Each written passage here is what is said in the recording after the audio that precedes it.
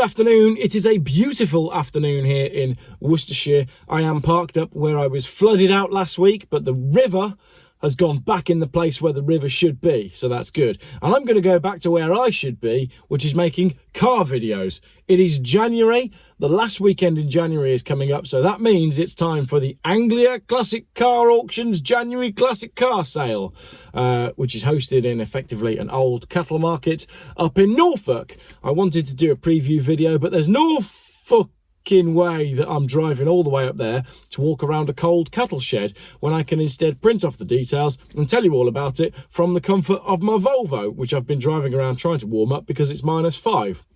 Long introduction, but let's have a look at what they've got in the list as I scroll you through the roster for Anglia Classic Car Auctions January sale. So, kicking off with the A's, we have some fantastic Alfa Romeos. Immediately I'm drawn to the GTV6. Audi RS6 there as well. That looks lovely. Austin 1300, I don't know why, but that looks lovely. That little Metro HLS in brown looks sweet.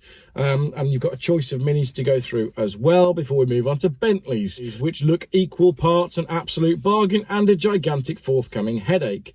We have some BMWs, notably the 635 CSI manual. That's obviously going to do pretty well. Nice E39 523 SE Auto. I'd question whether it's worth the £4 grand. I was offered one yesterday for 1,500 quid. Eldorado Coupe, very cool. Some Jaguars, and one of my picks, which I'll talk about in a minute, the Fiat Seicento Michael Schumacher. Moving down into the Fords, we have some Capris, which I'm afraid don't interest me at all, and a Cortina, which has seen all of its growth happen already. The Fiesta 35 van will probably excite Lyndon, so I'll have to tell him about that one. Honda Civic 3GL, that looks like a little bit of fun as well. Classic Japanese retro motoring. And of course, an Integra Type R, one owner, full Honda service history. Find me another one of those. Not going to happen. Jaguar E-Type 4.2 Series 2. The main thing we should say about that is, where are all the Jaguar E-Types? There are normally loads of E-Types in this sale, and they are not present. Where have they all gone? Are they selling? I don't think E-Types are selling at the moment. Moving down the roster, Lancia Beta 1300. Wow, that just looks lovely. Into the Lotuses and then onto the Maseratis. I absolutely adore that 1997 Quattroporte Auto. That is my car of the auction. That is the one I would be buying.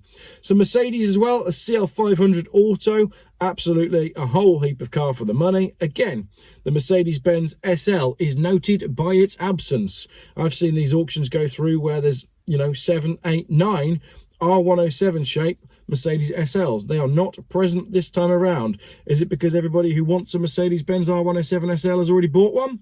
Maybe. Another Mercedes I want to look at, 1987 W126500 SEC. That's a coupe. Those were more expensive when they were new than a Ferrari Testarossa. Very, very cool car indeed. I quite like the yellow Mini Cooper convertible. Obviously, I like the NSU R080 because it's brown. Obviously, I like the Opel Monza and the Porsche 911 996 3.6 Targa. Perfect shape, perfect wheels, perfect spec for me. Porsche 924 as well. That looks a bargain with an estimate of 4 to 5. Range Rovers, not interested. They will break down. Reliance, not interested. They will break down. And finally, a Renault Clio Sport V6. Very, very cool, but I'm also very fond of that Riley RMA 1.5 litre. I would daily that. We have a Rolls-Royce Camargue, which is possibly the ugliest car ever made, and you're going to have to pay £20,000 to £25,000 just to drive around in a car that is possibly only beaten in ugliness by the new range of BMW electric cars. Then we've got some Rovers and some Metros and a couple more Minis. Down into the Saabs, there's a 9000 CSE Turbo Auto, a little bit like Pablo what I had, and a 900 S Aero Turbo. Love the car, hate the colour. Scodia Felicia Fun Pickup, absolutely love those, but not at £6,000 to £8,000. And finally, the Talbot Horizon LS Auto, 1,500 quid to £2,000. I suspect that's going to do quite a bit more. Love that little car. Oh, I have another page. How disorganised of me. That's weird. Geoff Buys Cars, not being organised. 1985, Vauxhall Cavalier SRI. Love that. That's fantastic. Volkswagen Passat GL5 Estate. Yes, why would you not? I would daily that as my family car. Surfboards on the roof. Job done. And into the Volvos, we have a stretched 940 Wentworth with no reserve. Should we get a bid on? Should we form a consortium and buy it and then go on a road trip? You tell me in the comments. Let's take a look at the cars that I have highlighted and see if they're any good. My first pick was the Fiat Seicento Michael Schumacher. There are no details on that car. It simply says the V5 is present and it provides an MOT. However, the Seicento Sporting is following on the back of the Cinquecento Sporting, and it's got the Michael Schumacher name attached to it. There is a lot to like about that as an appreciating classic. The next one up, in alphabetical order as the cars I've highlighted, is the Quattroporte Automatic 1997. If I can zoom in here, let's have a look what it says. It's a beautiful colour. 2.79cc, 6 owners, so a fair few owners. Warranted service history, 67,000 miles on the odometer, a stack of bills from the 90s. One of these shows the head gasket was done in September 2013. I can't imagine that was cheap. The original brown leather book pack is present, although it lacks the owner's handbook.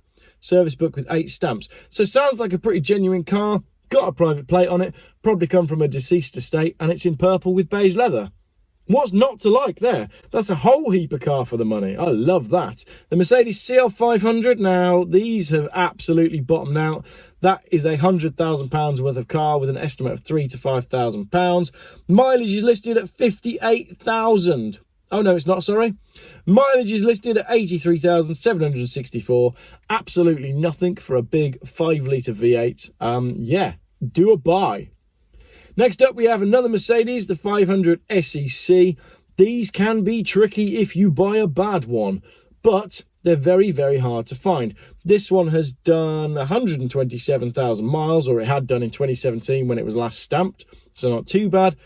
And it comes with a custom car cover worth £1,000. Who's paying £1,000 for a car cover? People with money to cover their cars. I don't like the tinted windows, but there's a lot to like about that Mercedes. Porsche 924, it is it an S? I don't think it is an S, is it? It's just a 924 with some stickers on it. Seems like a lot of money, 4 to 5 grand to pay for a car with a Volkswagen van engine, but I think they're on the up. I think they're very cool. It's a very accessible, very easy to live with classic car, so why not? Next up, Renault Clio V6. Doesn't have an estimate on it, so it'd be interesting to see what this sells for. Maybe we can revisit this. Mileage is showing as 53,057 miles. Where do you see it? Where do you price a car that you literally can't use for anything other than listening to and taking to car shows? It's totally useless. It's really, really wide, completely pointless car. Obviously, I love it. Cavalier SRI 1985.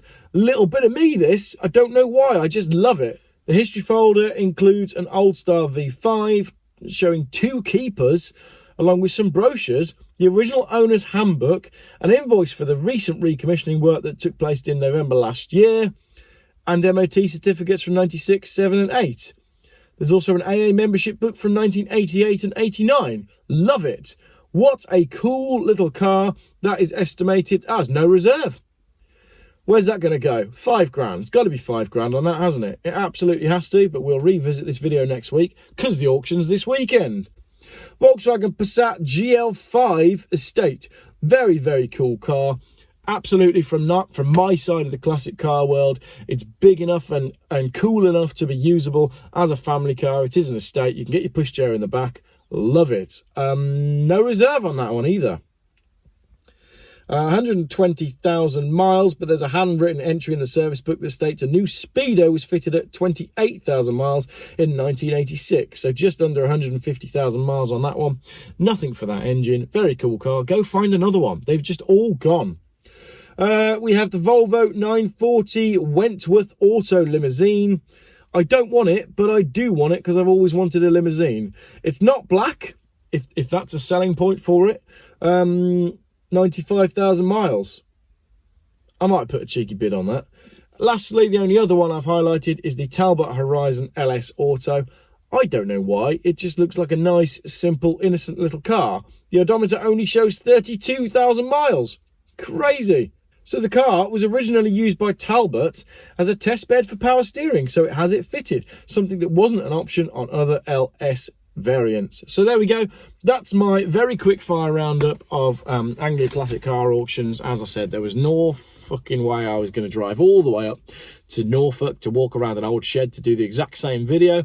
So there we go, the auctions this weekend. Have a look on the website. Links are in my description. Let me know which cars take your fancy. Let me know which ones you like that I missed out of my video. Just type something like, yeah, Geoff, you missed this one and it's really cool. So what are you buying in the Anglia Classic Car Auctions classic car sale that's up in Norfolk at this weekend? Or is there no fucking way you're driving anything? 3 times I got that joking. 3 times. Code word for if you made it to the end of the video. 3 times, Geoff. That's too many. Cheers for watching.